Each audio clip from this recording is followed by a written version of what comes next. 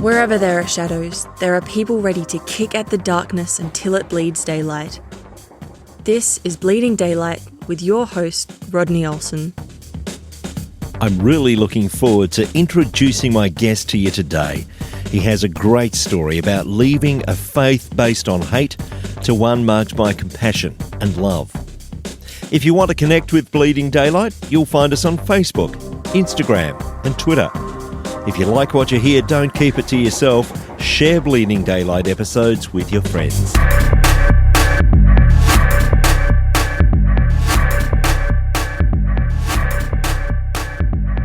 Chris Staron is an award-winning filmmaker, novelist, improv-comedian and the producer and host of the Truce Podcast, which dives deep into history to explore how we got here and how we can do better. He's an author, the writer, director and producer of the films Bringing Up Bobby and Between the Walls. I'm very pleased that he's agreed to share some time with us today. Chris, welcome to Bleeding Daylight. Well, thanks so much for having me. We can learn so much about people from their early life, so I want to start here. Help me understand what growing up was like for you. Yeah, I have two really great parents who are still together by the grace of God. And we attended churches and things and went to youth groups. My parents led youth group for a while. They were always the fun ones where it's like if there was a mess to be made, they were the ones making it. We'll make the mess and we'll apologize later if somebody's offended kind of folks. So they were always open to sort of creative expressions like that, though we did end up working a lot together. So our parents, my brother and I, I have two brothers. Our parents were always refurbishing some kind of a house, rebuilding something, putting new siding on. So we also worked really hard as a family, always building the house, making it look nicer. We literally raised the level of the backyard by 3 feet, the entire yard. There was always a project to do. In the course of that, I also listened to a lot of fundamentalist radio. I'm working on a series now for my show about fundamentalism, and I love this definition that George Marsden uses. He's like the go-to guy about Christian fundamentalism, and he says fundamentalism is evangelicalism plus anger. And so I was listening to a lot of fundamentalist radio, which would be evangelical, but also plus anger or fear of those people are coming to get us. So I kind of grew up on a steady diet of that. I mean, the good thing about it is that it makes you aware of your surroundings and what the possible tripping points are going to be for you, but it also can lead you to the place where you're suspicious when you don't need to be, or you're angry and you don't need to be. Now, on top of all the work ethic and things that my parents instilled in me, there was this sort of undercurrent of anger and fear of the other. That's interesting, and I want to delve into a couple of those terms that you've used because they have taken on different meanings over time. So firstly, there's that evangelical. We see that that's got a dirty name now. It used to be these are people that want to go out, they want to share their faith, they have a clear understanding of who God is and who they are. And now it's become something different. When did that change take place?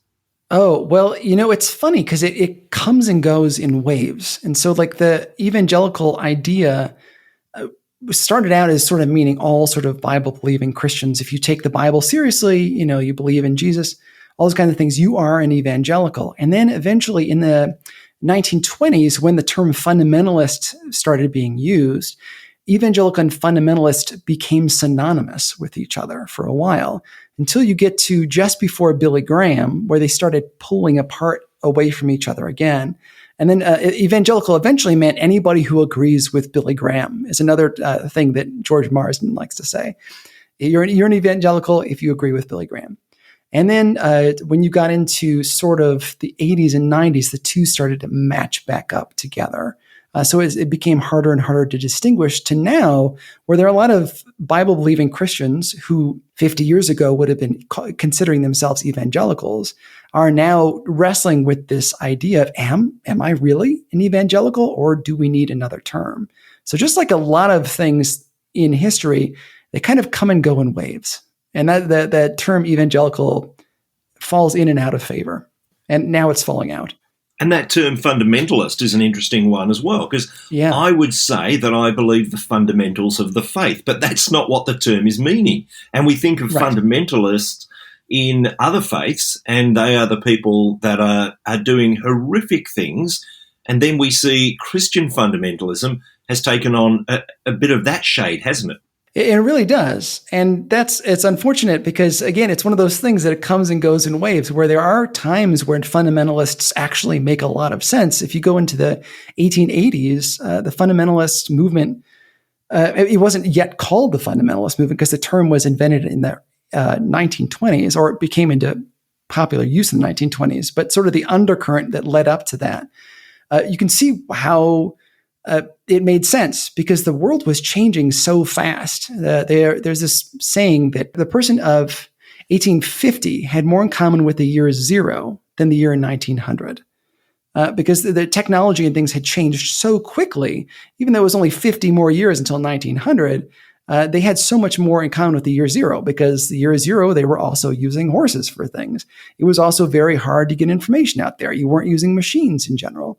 Whereas in 1900, you were using lots of machines. And so that ramp of technology created this fear of change. So there were a lot of movements in the 1800s, late 1800s, where fundamentalists were actually involved in a lot of sort of almost, dare I say, kind of progressive things.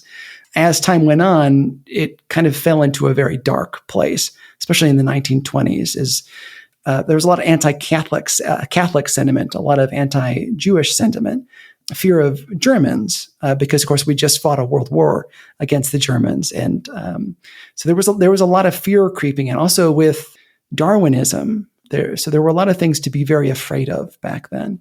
So it kind of comes and goes. And again, yes, it's fine. It's understandable now because you don't want. None of us really want to be living in a place where we're constantly angry or be defined by our anger like fundamentalists are. You can see at certain points throughout history where fundamentalism made sense in the Christian sphere. Right now, though, it really has bred a lot of that sort of negativity, the hostility, the anti-science movement, especially around things like COVID.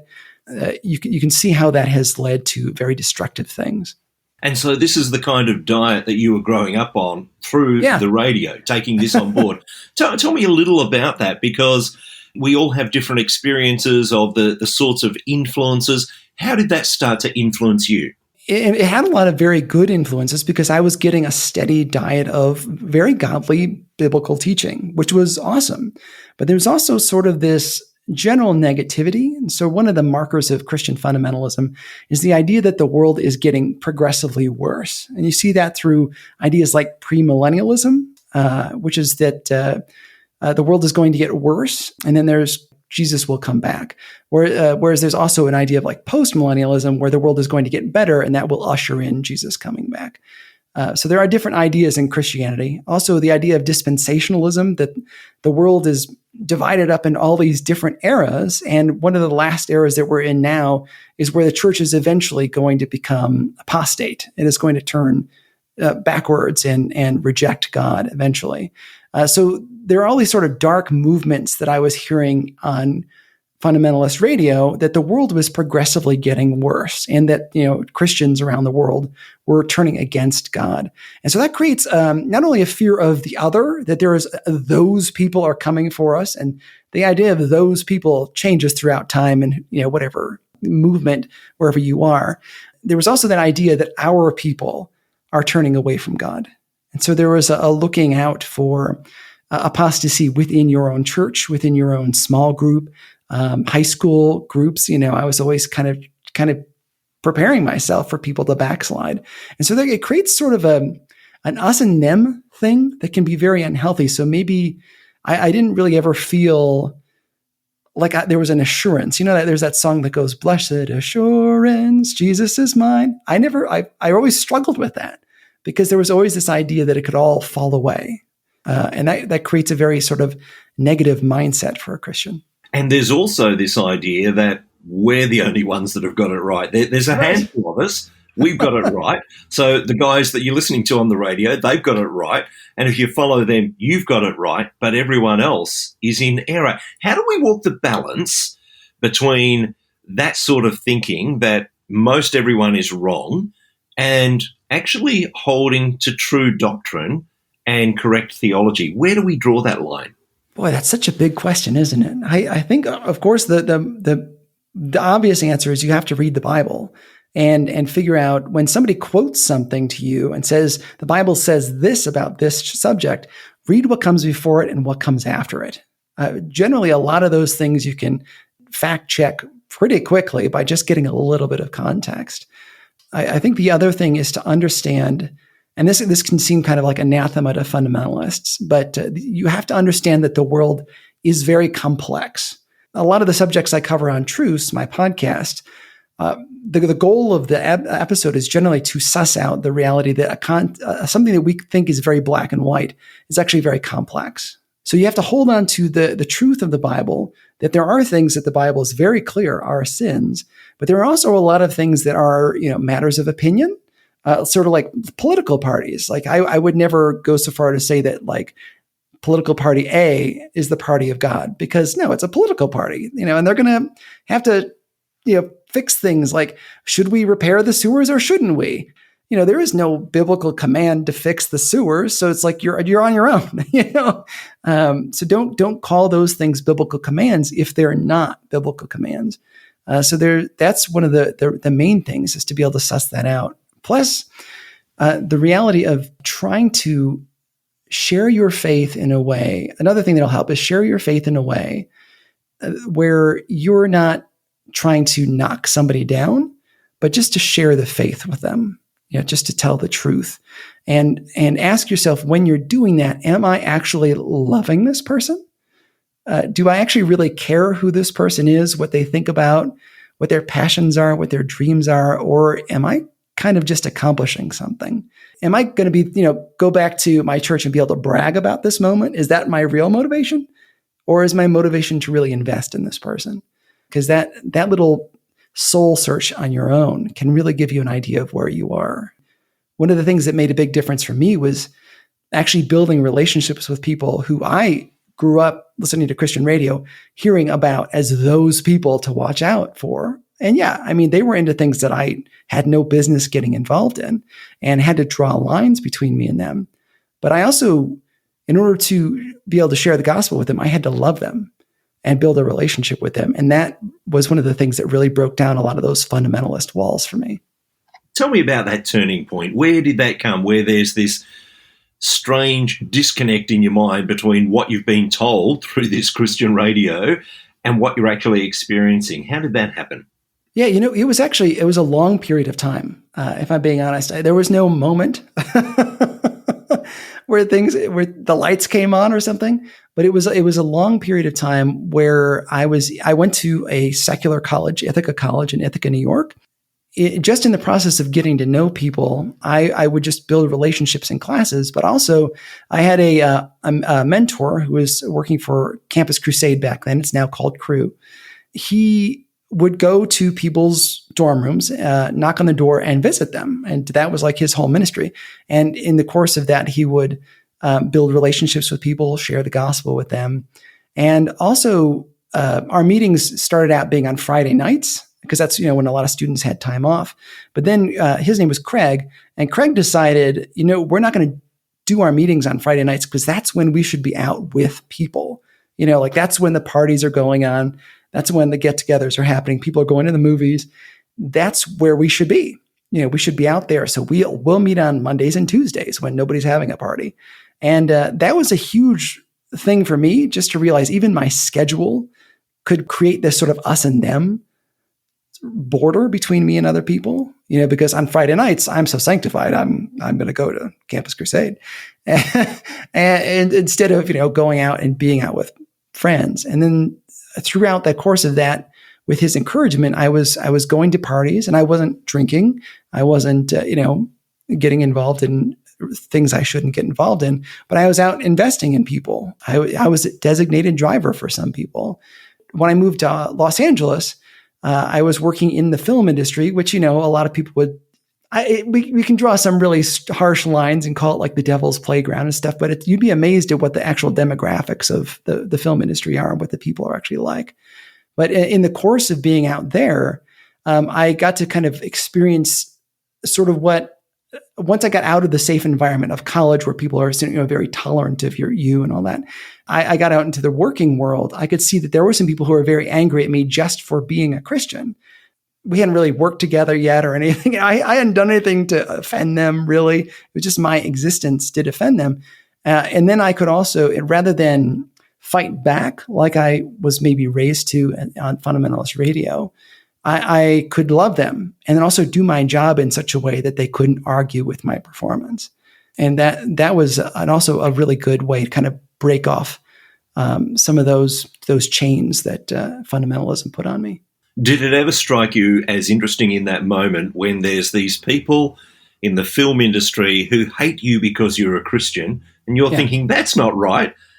Did it ever occur to you, hey, that's what I've been doing in the past, hating people just because they're not like me? No, I mean, and it's funny. It was very few people who were like that. There was one guy in particular on a film set, on a reality show I worked on in the camera department, and he was one of the sound guys, and he got like right up in my face during a lunch break.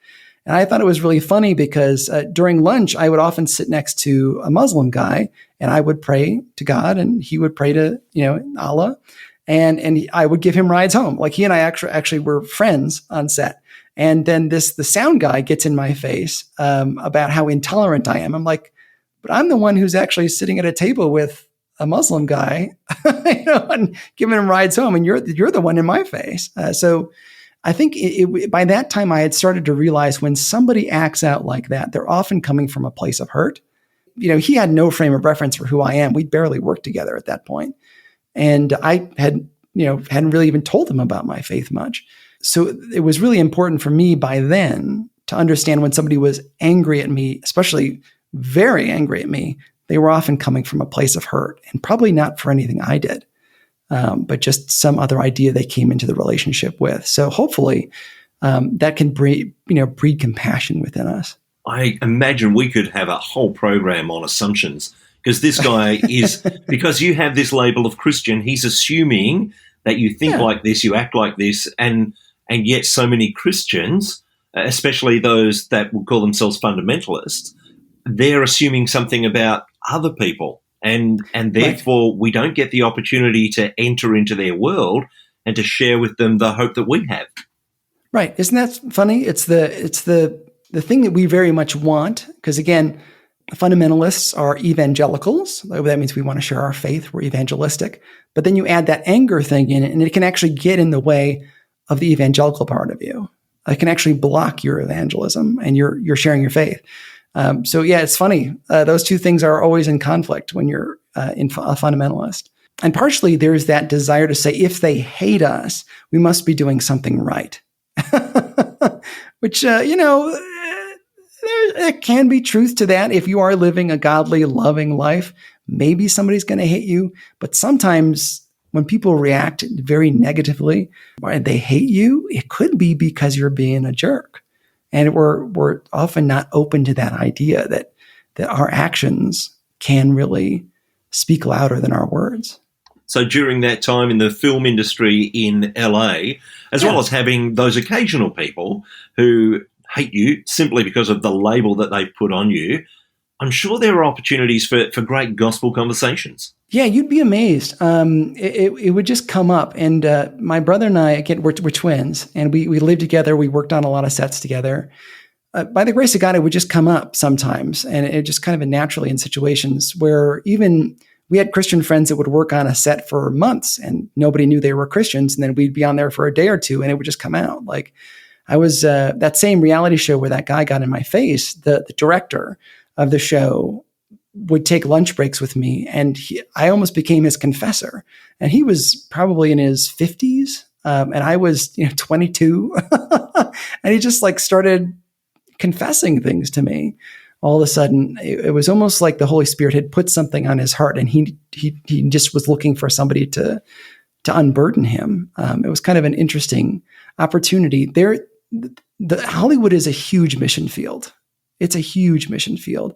I mean, of course, it's full of temptations, and there are very long hours, and you're always on the road. It's almost like a circus life, but it is a tremendous, tremendous mission field because people are hungry. that's a lot of times they go into the film industry because they think that hole inside of them is going to be filled by celebrity or, fame or money or working on a notable project, doing something big. But we all know that that's not what fills holes. Truly only Jesus can.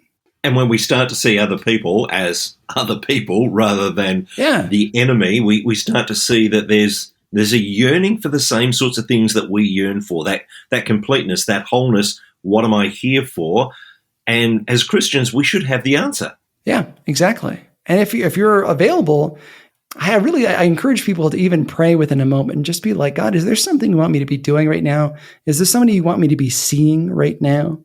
I just got back from a podcast conference a few weeks ago, and I was just wandering around the conference floor praying like, okay, God, there's thousands of people around. Is there somebody here you want me to talk to? And I think it's a really healthy habit for us to be open to build new relationships rather than to be afraid of folks. And then within those relationships to then, of course, then be able to share the gospel while also staying true to the teachings of the Bible and the moral aspects of that as well. You don't have to throw the baby out with the bathwater, which is usually what people are afraid of when you're saying like, oh, I was raised in a fundamentalist radio.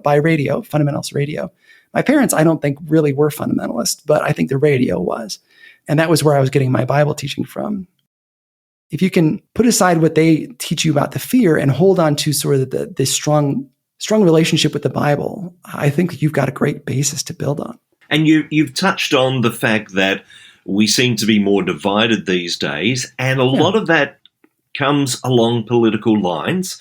And I know that's more so in the US where you are. It's starting to happen here in Australia. And certainly there are listeners of Bleeding Daylight in various countries, and we see it in various places where rather than lining up behind our faith and our beliefs, we're lining up behind political systems or political parties, and then we're kind of using that as the yardstick rather than our faith. How did that come to happen? Oh, man. It depends on how far back you want to go. I mean, do you want to go back to Constantine? Because it's like in the years, I want to say in the 300s, that's when Christians went from being a persecuted people to being the favored people of the Roman Empire, like the folks that ruled Western civilization.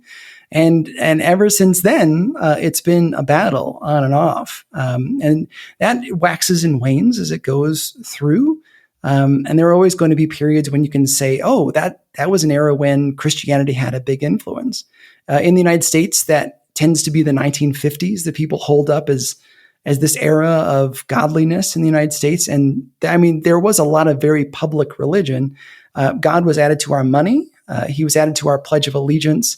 There was the National Day of Prayer was created, the National Prayer Breakfast, all of these big movements. At the same time, we were experiencing Jim Crow laws where, we were treating African Americans with complete and utter disrespect. And women as well. It was very difficult to be a woman and get a job outside of maybe being a secretary or, cleaning something. So for every era that you look at when Christianity was on top, there was probably something else going on. So it's kind of a fascinating thing because Christianity was very much a part of politics in the 1950s in the United States with the threat of communism, which was a godless system. There were two magazines in Russia or in the Soviet Union called Godless going at the same time. They were very much about being anti-religion in the Soviet Union. So there was also this big push in the United States to be like, well, if they are going to tie themselves to communism and atheism in Russia, then we should tie ourselves to capitalism and Christianity in the United States. Yeah, that was a moment where it was very strong. And of course, a lot of political leaders tie themselves to their faith. So it's really rare in the United States for a presidential nominee to say that they are something other than some form of Christian, because it is still very much ingrained in the United States, even today, even as contentious as things are. Like people on both sides will claim the name of Jesus. It's hard to say when it began. It just sort of waxes and wanes, which makes me like a really unspectacular guest, I think, on podcasts sometimes, because I'm always deflating people, because I want to say, well, yeah, maybe with Jerry Falwell and the Moral Majority and Ronald Reagan in the 1980s in the United States, yeah, that's when people usually want to tie it to. But no, it's been going on since Constantine. It just waxes and wanes over time. And it depends on what your viewpoint is to whether or not you think that's a good thing. And a lot of times I think that it's best for Christians to acknowledge that politics is important to be involved in. But at the same time, if that's where your hope lies, then your faith is going to be pretty dead. You're probably going to end up being more of a jerk than you want to be in a lot of instances. If you see your eternal goal as, converting somebody to your political party instead of loving people as Jesus loved them. And that's the struggle, isn't it? That we see people who are wanting to bring in sort of political might. They're wanting to change the nature of a country by legislation. So they're almost bringing in a morality without the basis to it. They're bringing in a biblical morality or a Christianity without Christ. And rather than actually seeing people come to Christ, they want to see people come to that morality first, and that'll satisfy them. We all, depending on what we believe about God, about other people, the value of human life, those kinds of things, we all have different ideas, and they're going to be infused with our political beliefs and our religious beliefs, and we're all going to want to sort of legislate our thing. Legislation in general of any kind is going to be based on some form of morality. Whether that is, do we tax these people or do we tax those people? There are moral questions involved with those things. So I think in a way, it's going to be very difficult for us to pull our faith outside of our political connections. But also we can't, we're going to hurt ourselves a lot, and we're going to hurt our witness to the world a lot if we are trying to legislate sort of the moral perfectionism rather than share the gospel through our lives. If forcing the world to look like we want it to be, and by the way, this is the kind of the topic of my novel. If we try to force the world to look like we want it to be, we're going to hurt our witness. But if we instead love people the way that Jesus loved them, we're going to help our witness tremendously. And then a lot of those other things that we fight so much about will kind of fall away. And it seems that through this journey that you've been on, through this fundamentalism to start with, and then to start to understand people as people rather than the other, you've developed this compassion that seems to be strangely absent. Talk to me about that. Yeah, well, I should say, by the way, I struggle just as much as anybody to be compassionate. Get me on the phone with a telemarketer or a tech help line, and you'll watch me lose my cool. But but surely there's something in the Bible that excuses that, isn't there? For those guys. There's a special blessing for that. It has changed my mind a lot, especially getting to know people on a deeper level and seeing where they've come from and what makes them what they are. I think one of the great evangelistic tools, and I'm one of those people that I think that a lot of different evangelistic tools work in their own way at their own time. So I'm fine with somebody screaming on the street corner if that's what God told them to do, because believe it or not, that sometimes works. Or movies sometimes work. Songs. I have a little old lady in my church who became born again when she heard a Christian song in a grocery store play just over the loudspeaker. So you just kind of never know what's going to work. But at the same time, I personally found that the best way for me to share my faith is by getting to know what makes a person tick, how they got to be where they are, and where Jesus fits into all of that stuff, where God fits into all of those things. Because if you come at somebody who has a lot of church hurt and you just start yelling at them, you're going to exacerbate the church hurt, and you're not going to bring any kind of healing into that relationship. So for me, it seems like my ministry has been mostly trying to work within people's existing hurts and pains and baggage and those kinds of things. That's where I kind of see my show fitting in, is addressing a lot of these sort of things that we carry with Christianity and trying to figure out, does this thing belong there? How did it get there? And how can we do better? It's made me much more compassionate, but at the same time, I can be a terrible hypocrite on my own right, because I'm a human being. So, as the Bible says, all have fallen short of the glory of God, and I'm part of all. And because I like to ask you the really easy questions, oh, good. How do we start to bring Christians back to that place of compassion? I mean, we see it in the story of the Good Samaritan, where it's like the priest and the Levite, they just walk by. They don't care about this guy. And yet it's someone who is part of the other, a Samaritan. The Samaritans and Jews hated each other, and yet it's the Samaritan that shows compassion, which goes against everything that people would have believed in the day. Yeah. How do we actually start calling people back to that sense of compassion? There's so many different ways to do it. I tend to think if there is somebody that you're very afraid of, or a type of person you're very afraid of, that may be the person that God wants you to love. In your quiet time, in your prayer time, in your journaling, try to figure out who is it that I'm afraid of. And then specifically pray for that group of people. Or if you know somebody who fits in that category, pray for that specific person. And then start figuring out, how can I bless that person in whatever state they're in, whatever stage they're in, what they're going through. How can I bless them as a person? Part of what I think is great about prayer is that it creates this sort of relationship between us and God. But then also when we are praying for our enemy, as we're commanded to, then we build a relationship with them, even though they may not know it. We build a compassion for the people those people.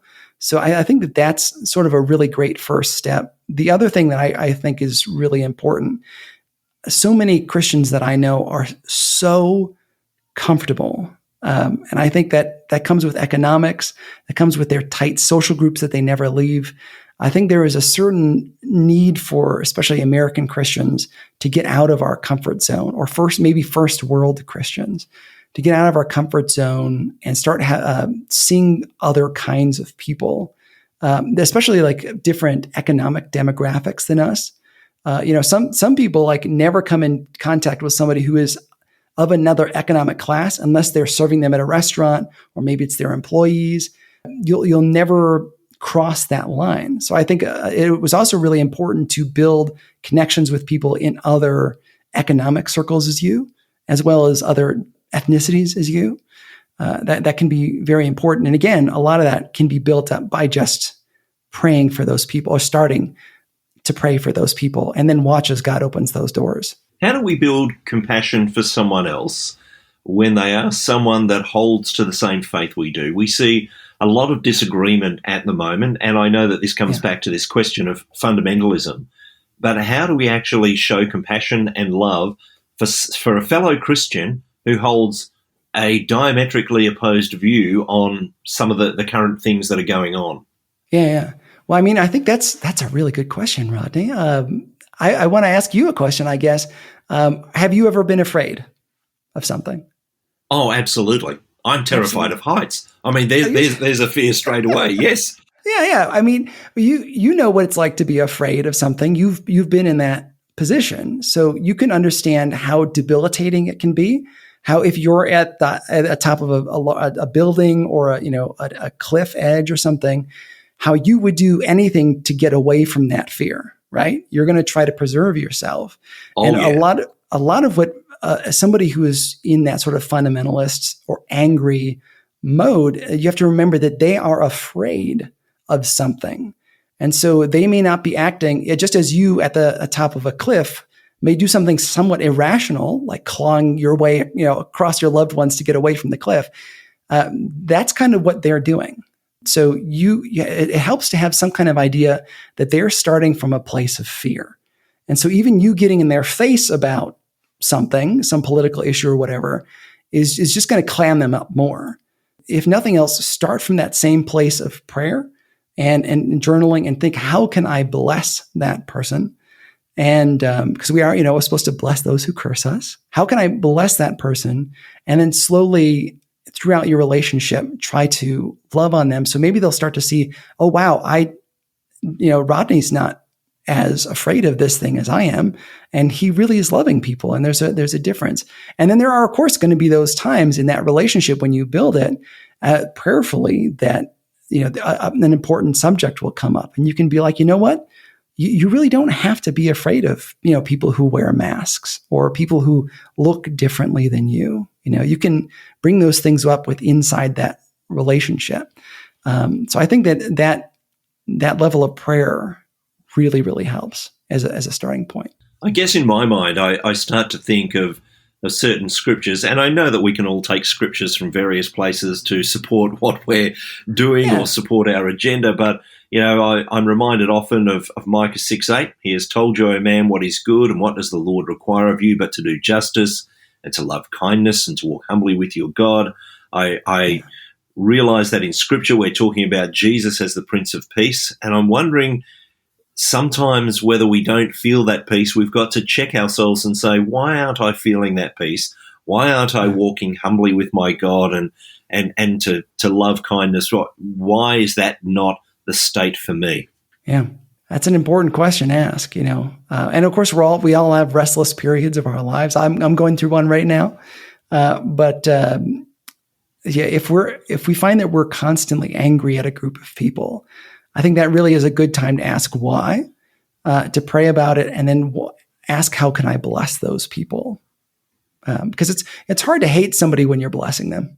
So you're talking about this sense of compassion that we have when we start to love the other, when we start to pray for the other. And I believe that praying for those that we see as different, as you've already mentioned, is one of those things that doesn't just bring some sort of effect in their life, but it changes our heart when we allow God to change our heart. And maybe part of the secret is to constantly ask God, is this someone I should be angry at?